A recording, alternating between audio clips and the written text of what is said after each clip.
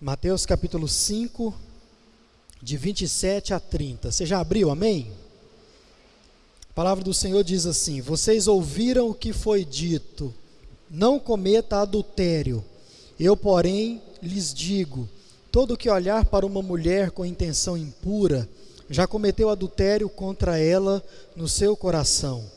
Se o seu olho direito levar você a tropeçar, arranque-o e jogue-o fora, pois é preferível você perder uma parte do seu corpo do que ter o corpo inteiro lançado no inferno. E se a sua mão direita levar você a tropeçar, corte-a e jogue-a fora, pois é preferível você perder uma parte do seu corpo do que o corpo inteiro ir para o inferno. Amém, irmãos? Glória a Deus. Essa é a palavra de Deus e o tema da nossa mensagem hoje é esse: não adulterarás, mortificando o pecado. É sobre isso que eu quero conversar com você, como prometido no último domingo. Semana passada, irmãos, nós começamos a estudar esse texto, lemos o mesmo texto, estudamos o mesmo texto. Nós tomamos mais tempo nos dois primeiros versos, 27 e 28, e hoje eu quero tomar mais tempo aqui nos dois últimos versos, o 29 e o verso 30, e quero explicar algumas coisas para os irmãos e depois nós vamos tirar algumas aplicações, algumas coisas bem práticas, para que eu e você nós possamos nos livrar do pecado. Então, na semana passada nós começamos a ver sobre esse assunto, e hoje eu quero encerrar então esse bloco onde Jesus coloca aqui o exemplo de um mandamento para nos mostrar o quão sério é o pecado e para nos mostrar também como nós podemos fazer para nos livrar do pecado. Então, na semana passada, só para você refrescar a sua memória, ou para você que não esteve aqui, nós vimos o Senhor Jesus, ele tratando da questão do pecado e também mostrando a mim e a você como é muito sério a questão do pecado. Com o pecado não se brinca, com o pecado nós não podemos brincar hora nenhuma.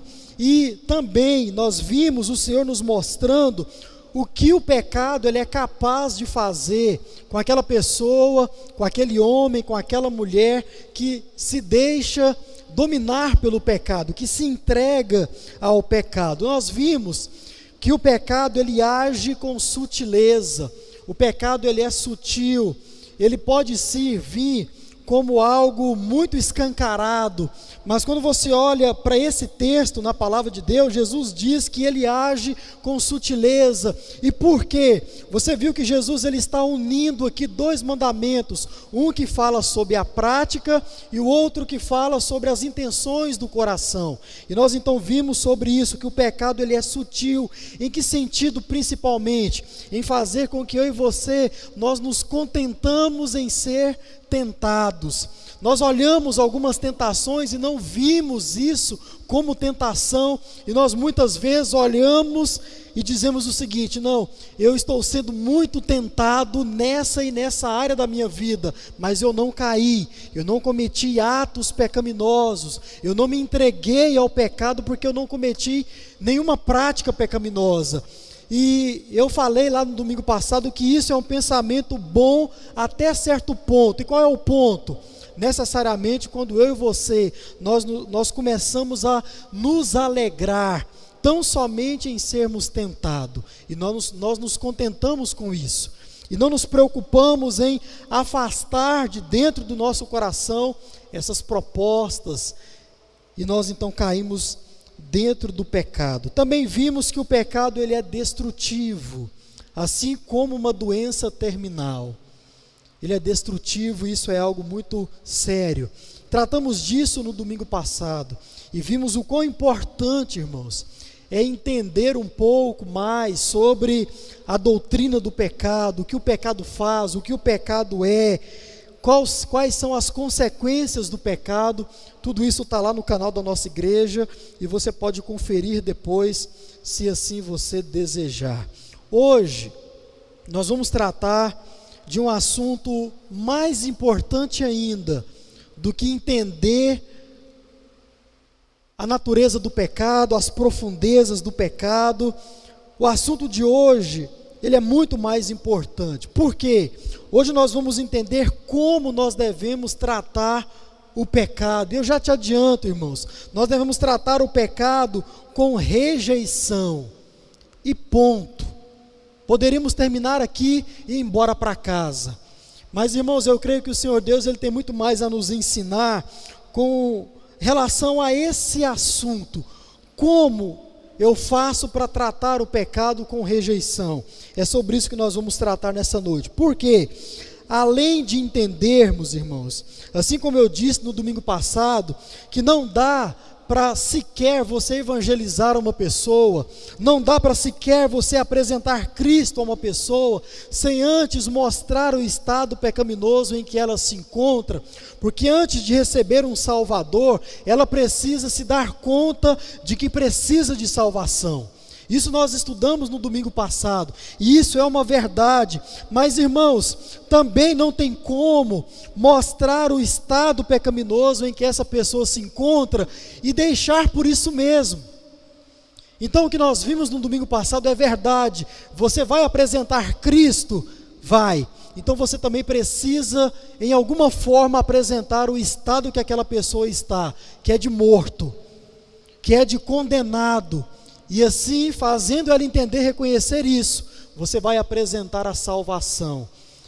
Igual modo, não tem como você tão somente apresentar esse estado deplorável, esse estado de condenado, e não apresentar a solução, não trazer essa pessoa a salvação. Se você fizer isso, e nós podemos, em algum momento da nossa caminhada, conversar com algumas pessoas e tão somente apontar o pecado, se você fizer isso, irmãos, você estará agindo com o nível mais alto de crueldade que você possa agir com uma pessoa. Se você apresentar o pecado dela, o estado que ela se encontra, e não apresentar a solução para isso, você estará sendo muito cruel.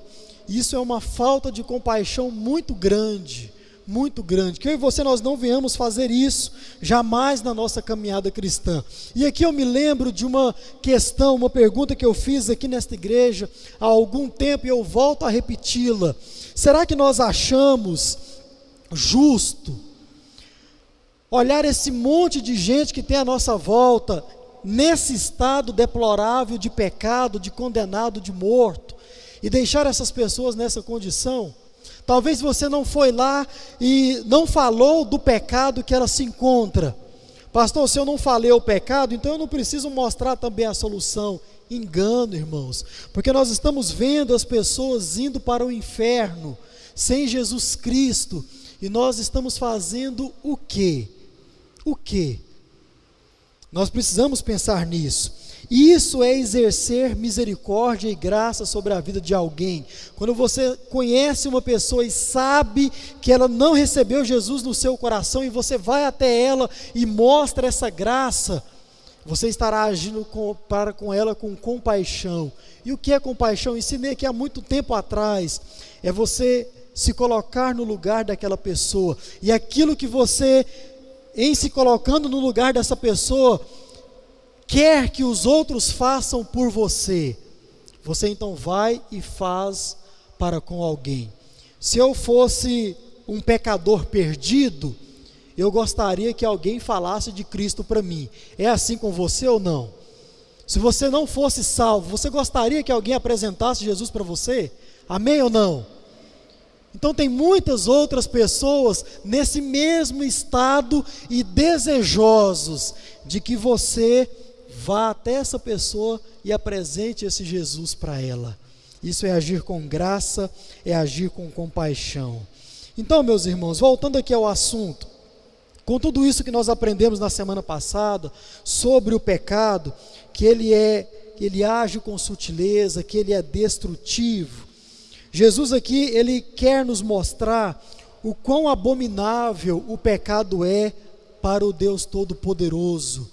E mais, Jesus quer nos mostrar o quão prejudicial é o pecado para mim e para você, para aquele que se entrega ao pecado. E depois de termos entendido isso, o que Jesus ele quer de mim e de você, no nome de Jesus, é que eu e você nós venhamos abominar o pecado, assim como Deus abomina, que nós venhamos abandonar o pecado. E para isso, nós temos a palavra de hoje para ensinar a mim e a você.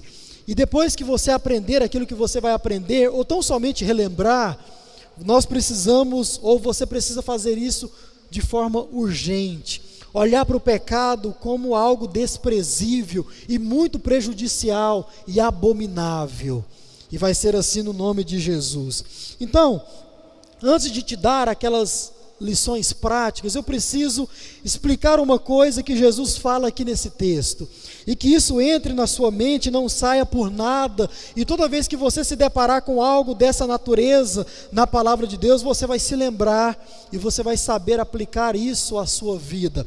Olha só, irmãos, é necessário de forma inicial, analisar algo que Jesus diz aqui, e eu quero que você olhe aí para o seu texto.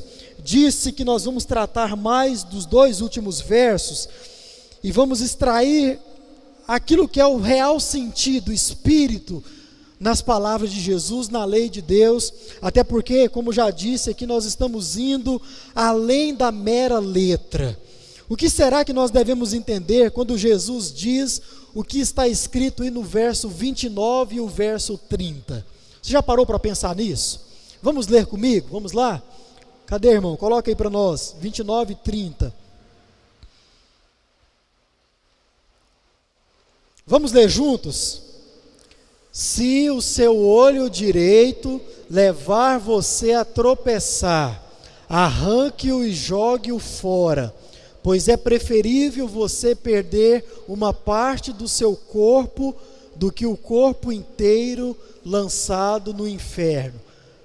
E se a sua mão direita levar você a tropeçar, corte-a e jogue-a fora, pois é preferível você perder uma parte do corpo do que o corpo inteiro ir para o inferno.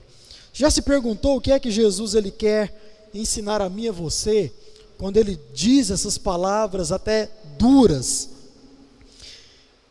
Para isso nós precisamos analisar outros textos que são também palavras do próprio Jesus, para que nós possamos entender. Vai lá, Mateus capítulo 18, o verso de número 8, são palavras do próprio Jesus, e ele diz assim, Mateus capítulo 18, ande aí um pouco à frente, e você vai encontrar esse texto. Depois nós vamos ler o texto na sequência, o verso 9, diz assim: se a sua mão ou o seu pé leva você a tropeçar, corte-o e jogue fora, pois é melhor você entrar na vida manco ou aleijado, do que tendo 2 mãos ou 2 pés, ser lançado no fogo do inferno. Agora olha só o verso 9, e se um dos seus olhos levar você a tropeçar, arranque-o e jogue fora, pois é melhor você entrar na vida com um só dos olhos, do que tendo os 2, ser lançado no fogo do inferno. Vamos lá, irmãos, quando você olha para o primeiro texto, você percebe algo muito natural da própria leitura. Jesus ele não identifica qual pé ou qual a mão levará você a pecar. Jesus ele não identifica qual membro do corpo vai levar você a pecar, se o esquerdo ou se o direito. Ele diz lá no início, se a sua mão ou o seu pé levar você. Ele não identifica qual das duas. Quando você olha para o segundo texto, Jesus ele diz exatamente a mesma coisa, mas de uma forma diferente. Ele diz assim: se o direito ou o esquerdo levar você a pecar, então arranque aquele que o levou. Então, quando nós olhamos agora para o nosso texto de Mateus capítulo 5, nós vimos Jesus identificando qual seria aquele membro que poderia levar nós a cometer um pecado. E ele diz lá o direito, que é o direito que vai fazer isso. Então, quando nós olhamos para esses três textos, um que Jesus não identifica, outro que Jesus diz que um deles pode levar você a pecar, e o outro que ele diz, não, é o direito que vai levar você a pecar, e você deve jogar esse fora. Qual dessas três passagens nós podemos olhar e dar mais crédito? Resposta, as três, se nós entendermos o que Jesus ele quer nos dizer de forma correta. E o que Jesus quer nos dizer, irmãos, é o seguinte: primeiro, ele não quer dizer que a nossa mão direita ou o nosso olho direito são membros desprezíveis, abomináveis, e que esses membros de forma específica, eles podem nos conduzir ao pecado tão somente por estarem do lado direito. Não é isso que Jesus está dizendo.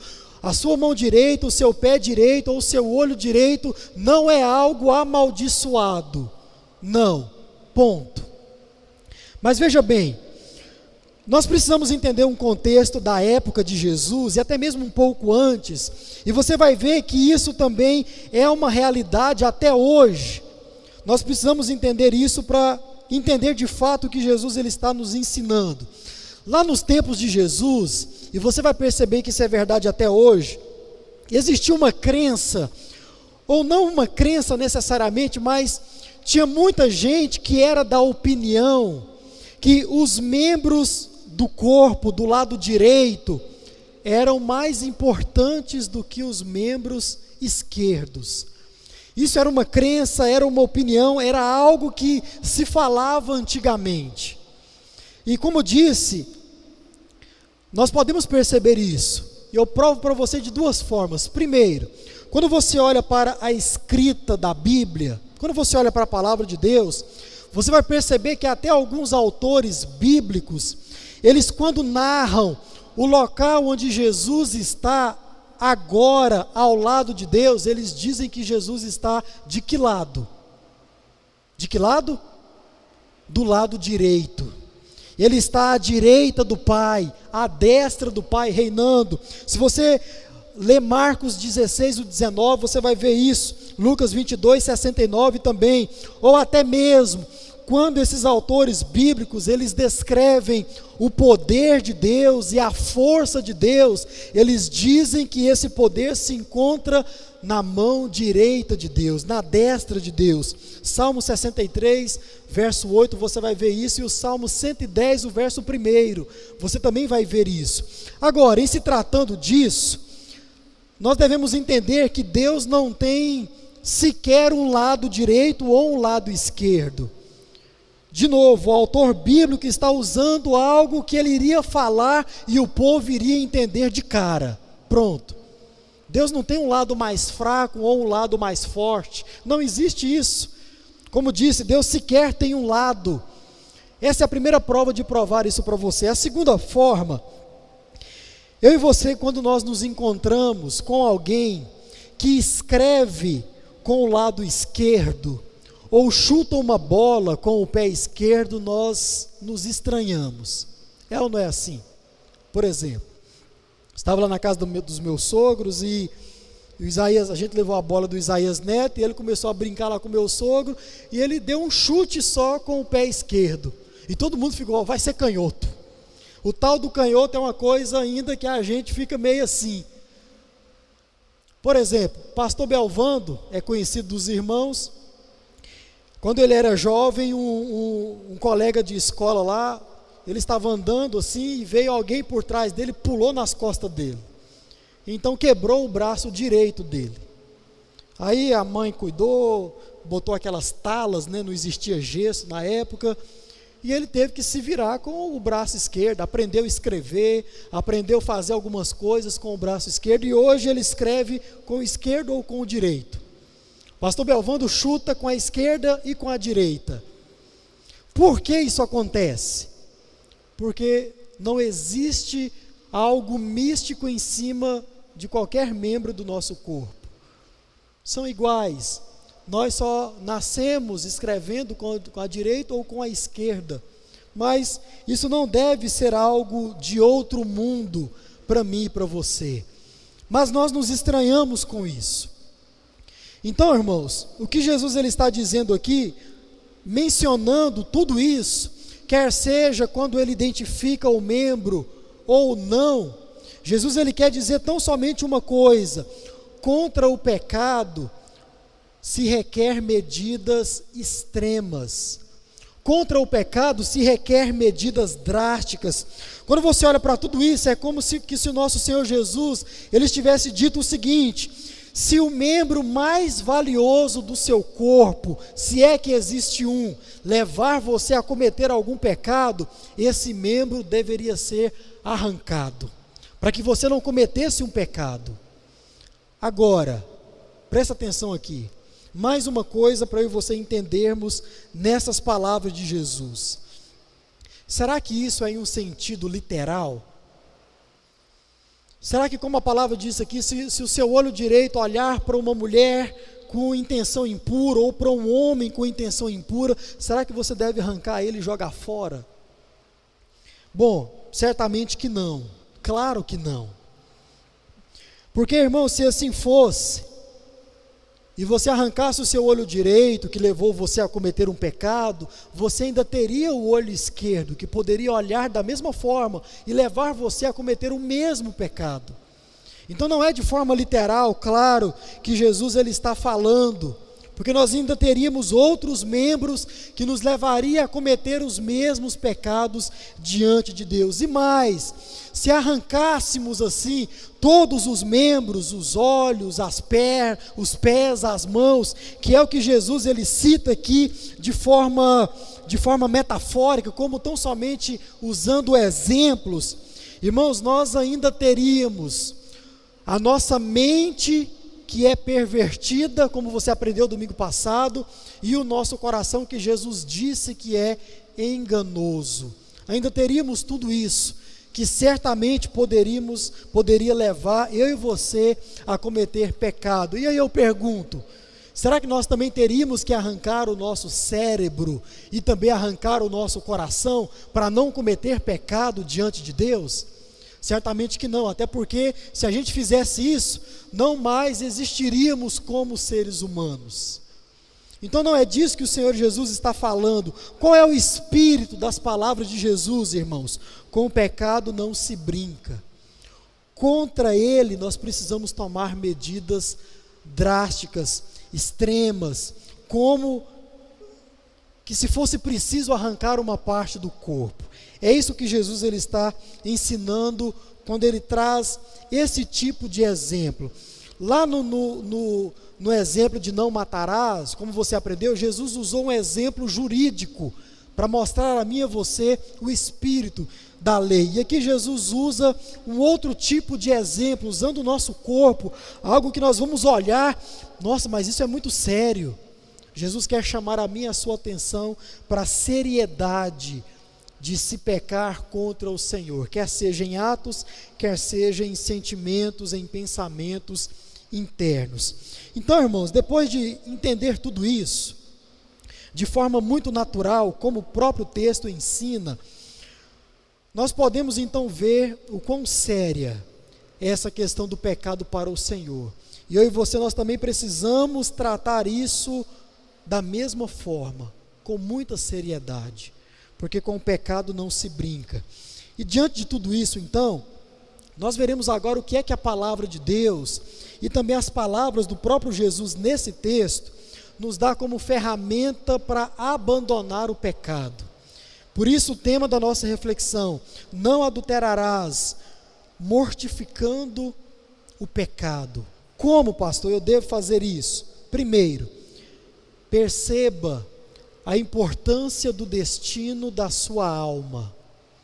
Meu irmão, você só vai conseguir olhar para o pecado e dizer não, se quando você estiver diante dele, você se lembrar ou perceber a importância do destino da sua alma. Jesus ele diz isso aí no nosso texto, lá na parte B do verso 30, quando ele diz que é melhor você perder um de seus membros do que ir com o corpo inteiro para o inferno. Irmãos, Jesus está chamando a minha e a sua atenção para algo muito sério. que é o destino da minha e da sua alma. E nós poderíamos resumir esse ponto aqui fazendo uma única pergunta. Você já parou para pensar para onde a sua alma está indo nesse exato momento? Você já parou para refletir sobre isso? Que existe um destino final para a sua alma. E eles são dois, como você que é desta igreja já aprendeu e vai relembrar nessa noite. Irmãos, Jesus está chamando a nossa atenção para algo muito sério. E por quê? Ouça isso com muita atenção. Toda a alma aqui nessa noite, para você que está em casa, ela está nesse exato momento caminhando para um lugar. E pode ser para o céu ou pode ser para o inferno. É simples assim. Não tem um terceiro local, não tem um local intermediário, é direto. Hernandes Dias Lopes diz, e ele cita Tiago falando isso, que quando nós fecharmos os olhos aqui nesse mundo, nós vamos abrir na eternidade. Qual delas, pastor?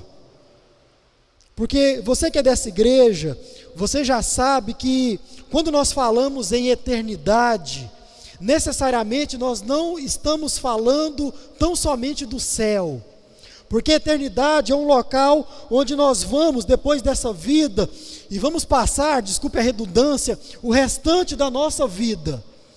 Agora, existem dois locais quando se fala de eternidade: existe a vida eterna e existe a morte eterna. Já parou para pensar para qual destes a sua alma está indo nesse exato momento? Para você que está aqui e não entregou a sua vida a Jesus, você precisa pensar nisso, porque existem muitas pessoas aqui agora que nunca pensaram nisso. Tão somente vivem as suas vidas aqui nesse mundo, como que se existisse somente esse mundo, essa vida para se viver. Não pensam na eternidade. E Paulo já disse na palavra de Deus: se eu espero tão somente para esta vida, eu sou o mais miserável de todos os homens. Se eu olho para tudo, especialmente se eu espero em Cristo, somente para esta vida, diz uma outra tradução, eu sou o mais digno de pena. Então, para você que está aqui, que não recebeu Jesus no seu coração, e olha tão somente para esta vida, o restante, aqueles que pensam na eternidade, em especial no céu, tem pena de você, porque a palavra de Deus diz que é assim que funciona. Agora, a palavra de Deus também usa de misericórdia nessa noite para mostrar a você que você precisa entregar a sua vida a Cristo e começar a pensar na eternidade, começar a pensar que ao sair daqui, lá fora existe algo que se chama céu e existe o inferno. Para qual lugar a sua alma está caminhando nesse exato momento? Irmãos, Jesus aqui mostrando e falando sobre o inferno, do corpo ir para o inferno, ele quer chamar a minha e a sua atenção para isso. E quando você que é crente pensa na eternidade, irmãos, não tem como a gente olhar para onde nós vamos, para o céu, nos encontrar face a face com o Deus vivo e verdadeiro, reinar juntamente com Cristo na sua glória. Não tem como a gente imaginar tudo isso e ainda assim insistir em viver uma vida pecaminosa aqui nessa terra. Não tem como. Quando você estiver diante do pecado, o fato de você perceber para onde a sua alma está indo deve trazer um ânimo a você, ânimo. E você então vai chegar diante do pecado e dizer o seguinte: olha, quando eu estiver diante do pecado, das propostas pecaminosas, eu vou dizer: não, espera, não é isso que o Senhor quer da minha vida. O Senhor Jesus, Ele pagou um preço, e eu não vou trocar a minha vida eterna por um prazerzinho momentâneo. Irmãos, é isso que pensar na eternidade gera em mim e em você. Pensar na vida eterna deve gerar nos nossos corações santidade. Pensar na vida eterna deve gerar no meu e no seu coração um desejo imenso de mortificar a carne, mortificar o pecado, dizer não ao pecado. Agora, muitas vezes o que nós fazemos é usar das nossas próprias armas, é usar dos nossos próprios pensamentos, as nossas próprias formas. E muitas vezes nós crentes olhamos para o pecado e dizemos o seguinte: não, eu sou forte o bastante para não cair nesse pecado. Converse, irmão. Se você não olhar para a palavra de Deus e perceber que ela diz que você precisa se lembrar do reino dos céus, da vida eterna, você não vai conseguir dizer não ao pecado. Então, que você possa tomar isso como prática. Toda vez que você estiver diante de uma proposta pecaminosa, você diz para você mesmo o seguinte: não, eu não vou trocar a glória eterna por esse prazer momentâneo. E você tem a capacidade de falar o seguinte: esse prazer ele vai passar, tanto se eu disser sim ao pecado, e também se eu disser não, vai passar. Então é melhor dizer não, que você não vai colher os frutos desse pecado. Que você possa se lembrar da eternidade. Segundo, perceba o ideal de Deus para a sua vida, crente. Perceba. E eu quero que você volte agora lá para o verso de número 8. Mateus 5, verso 8. E nós já meditamos sobre esse texto, mas eu quero que você olhe para ele e veja o seguinte: Deus, ele espera algo de mim e de você. Existe um ideal da parte de Deus para os servos dele. E qual é esse ideal? Está aí no verso de número 8 do capítulo 5. É de termos um coração limpo e puro. Porque diz o texto lá: bem-aventurados os limpos de coração. Por quê? Porque esses limpos de coração, eles verão a Deus. Irmãos, esse é o padrão de conduta para o crente. Esse é o ideal de Deus para o crente. Nós temos um coração pecaminoso, um coração enganoso, mas como disse no domingo passado, não era para ser assim. E Deus, ele está hoje nessa noite mostrando para mim e para você qual é o ideal dele, para que eu e você nós possamos caminhar sobre esse ideal. É de termos um coração limpo, puro, santificado. O crente, ele deve estar em constante luta contra o coração enganoso. Isso é muito importante, irmãos, as nossas vidas cristãs, e nós devemos sempre, a todo instante, tentar mostrar para esse coração que existe uma pureza, existe um ideal da parte de Deus, e assim nós vamos conseguir dizer não ao pecado, certamente. Irmãos, ouça isso aqui com atenção. Quando você tem uma vontade de agradar a Deus, e mais ainda, como o verso 8 diz, quando nós temos uma vontade de ver ao Senhor Deus, irmãos, essa vontade é o nosso combustível para buscar essa santidade. Essa vontade de sempre estar agradando ao Senhor, de ver ao Senhor um dia face a face, deve mover o nosso coração à pureza, deve fazer com que nós venhamos mortificar a carne, mortificar o pecado. Então, sempre que você estiver diante das oferendas pecaminosas, diga a você mesmo: espera, não é isso que Deus quer para mim, não é isso que Deus tem para a minha vida, não são essas as consequências que eu posso ou preciso ou tenho que provar em aceitando esse pecado. Não, Deus tem algo muito melhor para mim. Apesar da minha condição, natureza pecaminosa, Deus, ele tem um ideal. Qual é esse ideal? Coração limpo, puro. Deus quer que eu e você nós venhamos andar em santidade, como ele mesmo exige de mim e de você. Não é ele mesmo quem falou? Nós devemos ser santos. Por quê? Porque eu, Senhor, sou santo. É esse o padrão, irmãos. O crente, ele sempre deve jogar para cima, sempre deve ser um padrão positivo e nunca negativo. Por último, perceba o imenso preço que foi pago. Meus irmãos, esse é o incentivo e tanto. É o incentivo e tanto. Perceber o imenso preço que foi pago para que eu e você hoje nós fôssemos livres da ação de Satanás. Irmão, isso com certeza é algo que vai fazer eu e você, diante da proposta pecaminosa, dizer não. Mas você precisa se lembrar daquilo que foi feito, do preço que foi pago, do sangue que foi derramado. Você precisa se lembrar disso, porque se você chegar diante do pecado e não se lembrar do sacrifício de Jesus, você certamente vai pender para o pecado e vai provar de suas consequências.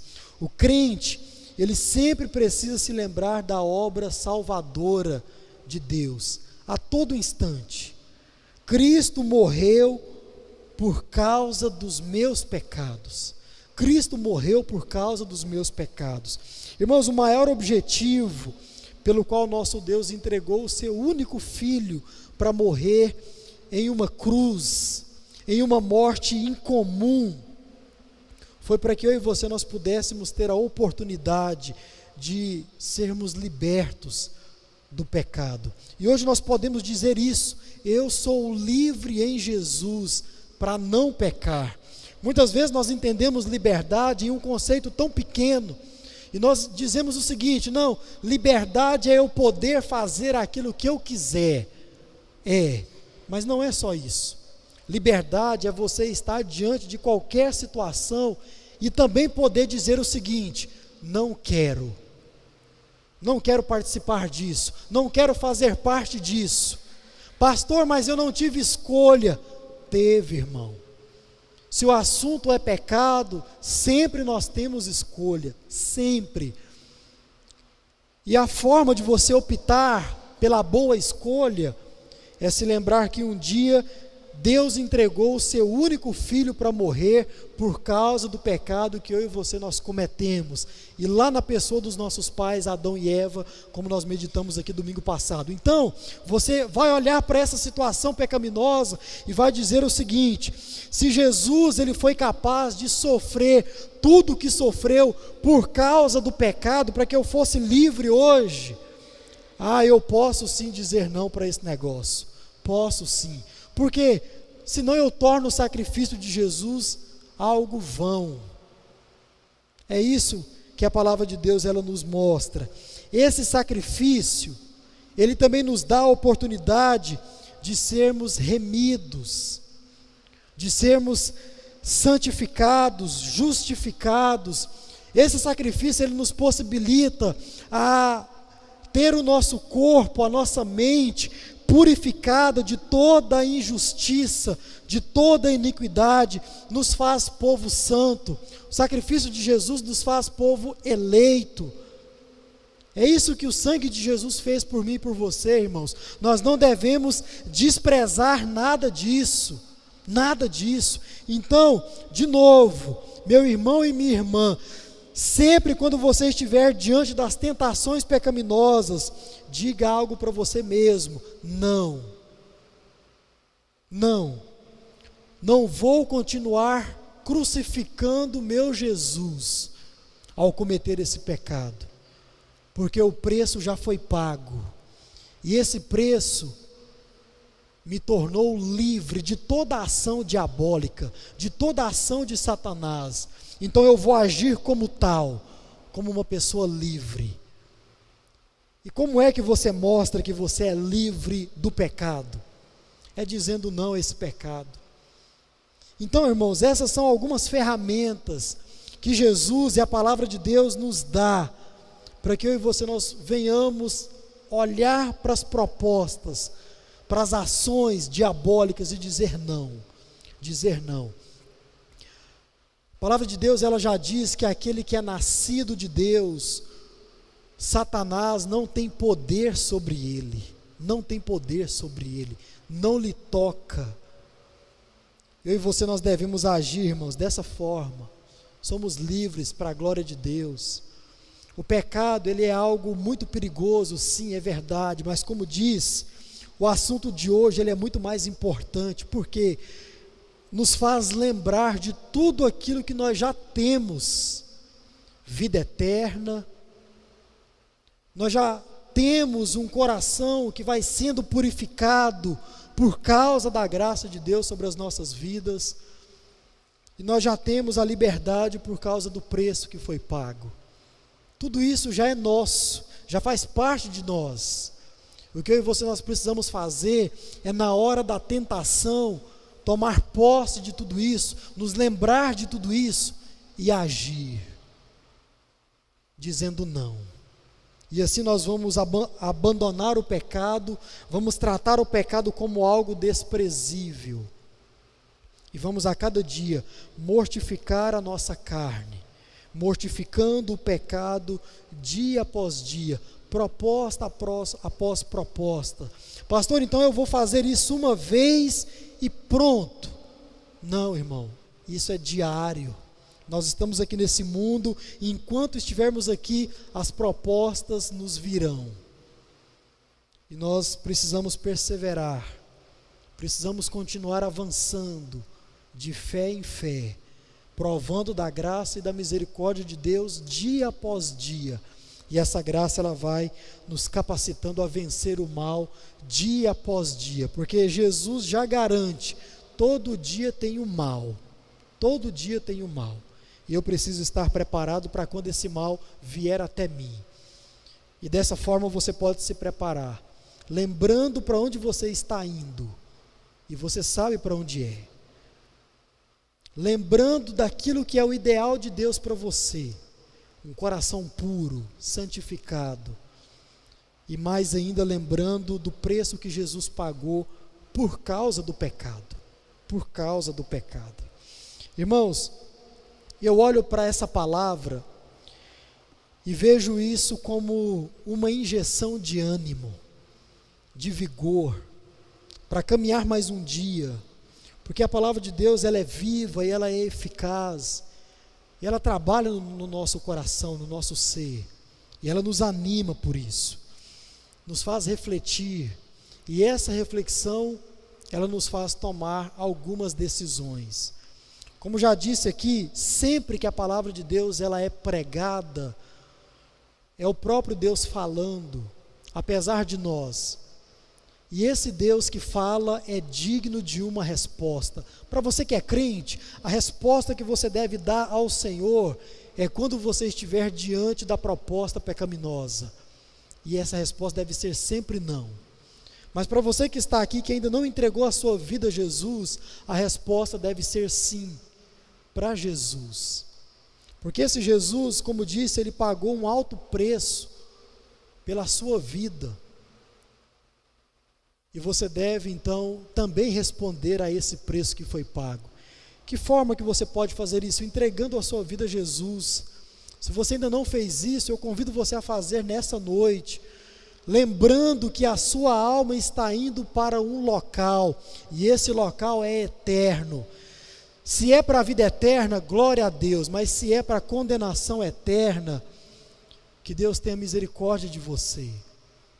E eu desejo que você receba Jesus nessa noite. Você pode fazer isso de algumas formas, procurando qualquer irmão dessa igreja, depois desse culto, procurando a mim, procurando o pastor Gustavo, ou você pode vir aqui agora, e nós vamos orar com você, nós vamos conhecer você, e com esse ato você estará dizendo: a minha alma a partir de hoje está caminhando em direção à vida eterna. Que você possa receber isso, provar disso, e como sempre digo aqui, não saia daqui sem receber Jesus, não saia, porque gosto de lembrar disso, irmão Vitoriano, como o irmão Vitoriano disse um dia: amanhã pode ser tarde demais, pode ser tarde demais, e você pode não mais ter a oportunidade de fazer com que a sua alma vá em direção ao céu. Que Deus tenha misericórdia de você e continue a trabalhar no seu coração. Amém, irmãos? Vamos ficar em pé, vamos orar e vamos embora para casa. Agradeço ao Senhor por você que nos visita, temos aqui, que Deus abençoe cada um de vocês, sejam muito bem-vindas aqui, tá? Sintam-se à vontade para voltar mais vezes, nós nos alegramos com a presença de vocês. os irmãos que já participam conosco, que Deus continue abençoando cada um de vocês. Vamos orar, feche os teus olhos, e nós vamos falar com o Senhor. Deus Santo e Eterno Pai, te bendizemos nessa noite pela Tua palavra, lida, exposta, e que o Senhor possa continuar falando aos nossos corações. Ó Deus, receba aqueles que porventura entregam as suas vidas ao Senhor nessa noite. Ó Deus, mas se não há ninguém fazendo isso, que o Senhor possa continuar trabalhando, que o Senhor possa continuar falando, e que eles possam, ó Deus, responder ao Senhor de forma positiva, porque, ó Deus, de forma negativa, tão somente o silêncio basta, e nós pedimos misericórdia sobre essas vidas. Obrigado por esse culto, obrigado por cada irmão que aqui está, obrigado pelos nossos visitantes, ó Pai, que o Senhor derrame da Tua graça, do Teu poder, das Tuas misericórdias sobre as nossas vidas. Nós oramos assim, pedindo uma semana de paz, pedindo uma semana, ó Deus, em que o Senhor se faça presente em cada vida, em cada coração.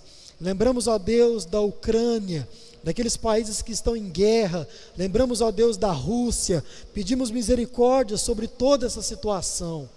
Ó Deus, o Senhor é conhecedor de todas as coisas, e nós sabemos, ó Deus, que por mais ruins que elas sejam, o Senhor está no controle, no domínio de todas as coisas, e nós confiamos, ó Pai, na Tua ação, por mais que não venhamos entendê-la.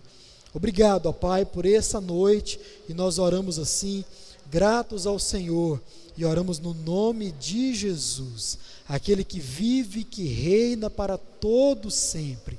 Amém e amém.